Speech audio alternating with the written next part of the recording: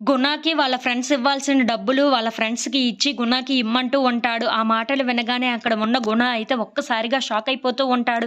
ఇంత డబ్బు వీడు ఎలా తెచ్చాడు అని చెప్పేసయితే అనుకుంటూ ఉంటాడు. ఇంతలో అక్కడ ఉన్న బాలు మాత్రం ఇచ్చేయండ్రా! కాకపోతే వీడికి డబ్బులు ఇస్తున్నప్పుడు వీడియో కూడా తీయండి. వీడిని నమ్మలేం కదా మనం అని చెప్పేసయితే అంటూ ఉంటాడు. ఆ మాటలు వినగానే అక్కడ ఉన్న తన ఫ్రెండ్ అయితే వీడియో తీస్తూ ఉంటాడు. ఇంతలో అక్కడ ఉన్న వాళ్ళందరూ ఇదిగో డబ్బులు, నా డబ్బులు, నా డబ్బులు అని చెప్పేసయితే అందరూ గుణాకి డబ్బులు ఇచ్చేస్తూ ఉంటారు. అవి చూడగానే అక్కడ ఉన్న బాలు అయితే సరిపోయింది కదా నీ లెక్క ఇక వెళ్ళు. ఇక మర్యాదగా ఉంటే చాలా మంచిది. నా బావమరిదిని ఇందులోకి తీసుకొని వచ్చి వాడిని పాడు చేసేసావు కదా! ఇప్పుడు వీళ్ళు కూడా అలాగే చేద్దాం అనుకున్నావా? అలా కానివ్వనురోయ్! నిన్ను ఎలాగైనా సరే వంచుతాను చూడు అని చెప్పేసి అయితే అంటూ ఉంటాడు. ఆ మాటలు వినగానే అక్కడ ఉన్న గుణాకి చాలా కోపం వచ్చేసి రేయ్! మర్యాదగా మాట్లాడు నువ్వు అని చెప్పేసి అయితే అంటూ ఉంటాడు.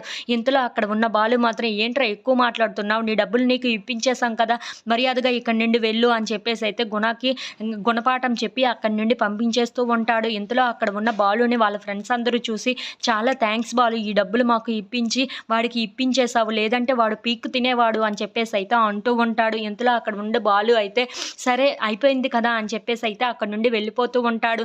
ఇంతలో తన ఫ్రెండ్ దాని దగ్గరికి వచ్చి రేయ్! ఇంత డబ్బు ఎలా సమకూర్చావురా? వాళ్ళందరికీ ఎలా డబ్బులు ఇవ్వగలిగావు అని చెప్పేసైతే అడుగుతూ ఉంటాడు. ఆ మాటలు వినగానే అక్కడ ఉన్న బాలు అయితే కారు అమ్మేసానురా అని చెప్పేసైతే అంటూ ఉంటాడు. ఆ మాటలు వినగానే అక్కడ ఉన్న తన ఫ్రెండ్ అయితే ఒక్కసారిగా షాక్ అయిపోయి ఏం మాట్లాడుతున్నావురా?